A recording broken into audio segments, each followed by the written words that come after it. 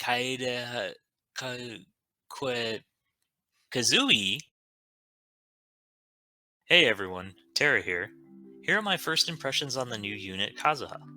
Initially, I knew I was going to pick up Kazuha just because he looked very fun. Plus, I hadn't pulled on any banners since like March. I didn't actually think he was going to be anything amazing, just pretty good. But what? What? Okay, we'll get to that. Kazuha is the first unit that I actually pre-farmed for, mostly just because I had extra materials. For sure, he's an extremely versatile unit that can improve almost any team, while dishing out considerable damage himself. He also doesn't have any major caveats, which is a pretty big plus. On top of that, he's really fun. This is certainly a welcome change from the recent trend of every new character being a main DPS carry only. I was honestly really surprised by his incredible utility and high damage output. Let's take a look at his pros and cons. Kazuha's support capability is unique. He gives a damage percent buff to your team based on his own elemental mastery. This synergizes well with him as an Anemo swirler, as you already want to build elemental mastery for his personal damage output. He also provides crowd control with his elemental skill, which has decent uptime with a fairly short cooldown, in addition to not griefing melee units like Venti's can. Kazuha's damage output is very high for a support DPS, and if properly enabled, he can even work as an enabler carry similar to Sucrose. He does especially well in AoE. Naturally, as an Anemo user, he utilizes the Viridescent Venerer set well to boost his own damage output as well as the team's. Kazuha is extremely versatile when it comes to team comps, working well with current meta teams in addition to even creating new teams based around his kit, and generally being a strong flex unit in most teams. His damage ceiling with an Elemental Mastery build is very easy to approach, as you can build out his character level without worrying about talents. While Elemental Mastery main stat artifacts are rare, they are easier to obtain than a proper main stat artifact that also has good substats and rolls on those substats well. Less layers of RNG are always a nice bonus. Since substats aren't a primary concern, 4-star artifacts with Elemental Mastery main stats can be utilized, making his build even cheaper. His elemental burst is also massive in range, and has great uptime while also being very easy to cause absorption with. As for cons, his crowd control does not have the range of Venti or Sucrose, and especially in the case of Venti, it does not have comparable suction. His elemental skill has a unique mechanic between the tap and hold variations, which will require more effort and planning to crowd control enemies effectively. While his damage buff is unique, in some teams he still competes with Venti and Sucrose for the slot, which may make him less ideal of a pull if you already have both of them built. Let's go right into his kit and see what makes him a unique Anemo unit, standing out from the rest. Kazuha is a melee weapon user, meaning that his weapon can be infused by effects like Chongyun's elemental skill, or a C6 Bennett's elemental burst. He does also have his own self-Anemo infuse, which is locked behind a very expensive Constellation 6. His elemental skill has two versions. The tap version, which has a 6-second cooldown, pulls enemies in a small AoE, launching smaller enemies towards Kazuha on use and applying AoE Anemo damage. He then lifts up into the air and gains a buff which causes his follow-up plunge attack to apply AoE Anemo damage. Upon landing the plunge, he creates a mini vortex which pulls enemies in for about 3 seconds. The hold version has a 9-second cooldown and pulls in enemies from a greater range, applying immense stagger to them while lifting Kazuha higher up into the air. The plunge effect is the same as the tap version. This ability allows Kazuha to apply 2 AoE Anemo applications for swirls every 6 seconds, which is very strong. His Ascension talent adds an elemental absorption mechanic to his skill, which causes it to absorb a nearby element during liftoff, then applying AoE damage of that element when he lands. This is incredibly useful for supplementing additional reactions with his swirls. His elemental burst has a 15-second cooldown and an 8-second duration, over which it will apply AoE Anemo damage 6 times, in addition to whichever element it absorbs 5 times. Kazuha's burst is unique not only in just being massive in range, but also that the detection range for elemental absorption is the entire radius of the burst. This leads to some pretty sick combos that we'll be going into shortly. Kazuha's defining support utility is his other Ascension talent, which for every point of elemental mastery that he has, gives a 0.04% elemental damage bonus party-wide for whichever element he swirls. This, along with his high rate of swirls with chain reaction potential, is a solid reason for going pure elemental mastery build on him. An 800 elemental mastery Kazuha will be buffing teammates for a 32% damage bonus. This is how he differentiates himself as a support from the other popular Anemo characters. Sucrose buffs elemental mastery, and Venti provides energy. His crowd control is also unique in that it doesn't grief melee characters. I really like that he can actually work with someone like Noelle, and I don't have to play hopscotch meteors to use a gatherer with her. Also, as a melee character, he can utilize weapon infusions to help him apply elements for reactions, which are heavily boosted by an elemental mastery stacking build. Kazuha's absorption mechanics also allow him to do some really strong tech that sets him apart. An amazing feature is his great synergy with Bennett.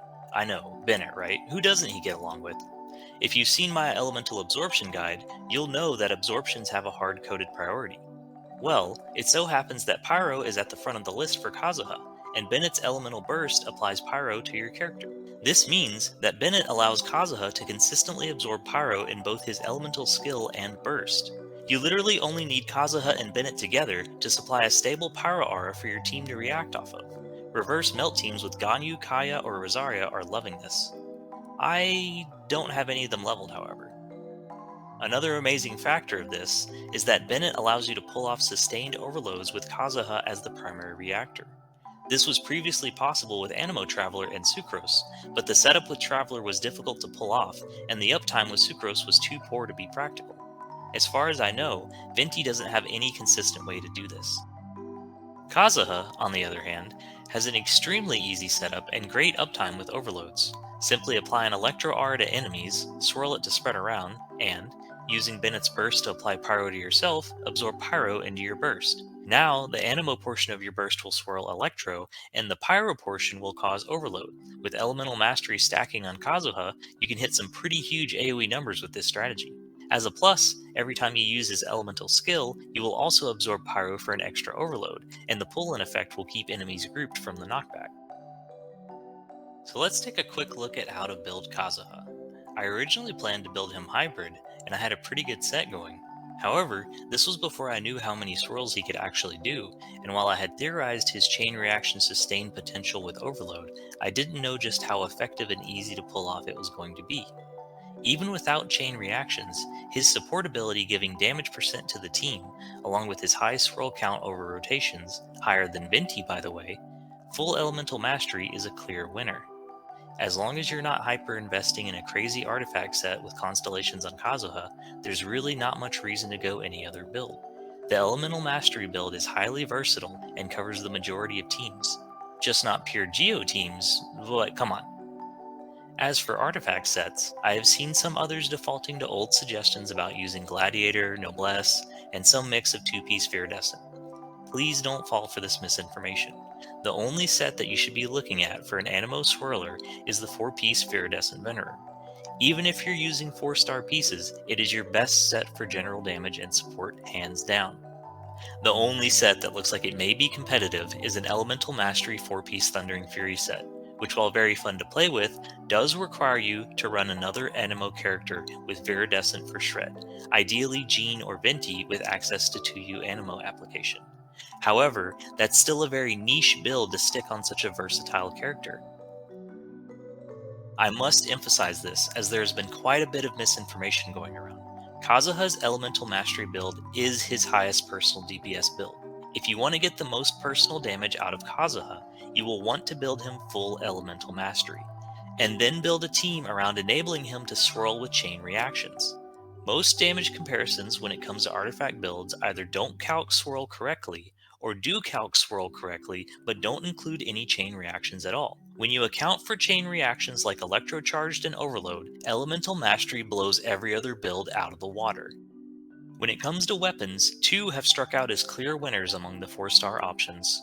The Iron Sting and Sacrificial Sword are both great, and which one you will want to choose depends on availability, meaning having one for Xingqiu, and if your team setup wants the extra E uses from Kazuha. With an Iron Sting, you will want to fish for energy recharge substats, and will likely want to use an energy recharge timepiece. You will want from 150 to 190% energy recharge, depending on how many particles your team generates, less if you are running double Anemo. Quick disclaimer, do not refine your Iron Sting, it is just fine at refinement rank 1 for this build. With the Sacrificial Sword, your energy recharge needs are already fine with the weapon alone, so you can go full Elemental Mastery with your artifacts. If you don't have either of these weapons, Festering Desire and Favonius Sword are both options that can work. With the Favonius Sword, Kazuha can even function as a team battery, but you will want to get a bit of crit rate on him to proc the passive. Kazuha's skill hits 3 times, so it is fairly likely that the passive will consistently proc. If you're absolutely destitute, the 3-star weapons Dark Iron Sword and Skyrider Sword will suffice. If you're a regular on this channel, you'll know that we've been showcasing several Kazuha teams. Being such a versatile character, he can easily slot into most teams, and a more comprehensive guide is in the works with team synergy explanations, so please look forward to it. That's going to be all for now though. This turned into more of a guide than I really intended. Overall, Kazuha is definitely a very good pull, probably one of the best characters to pull for, highly recommended. He's fun, extremely versatile, and very strong while also being easy to use. Not to mention, his overworld exploration capability with his skill jump and sprinting passive is top notch. You can't really go wrong with him. Feel free to drop any questions about Kazuha in the comments below, and as always, if you like this content, please give a like and subscribe. Thanks for watching.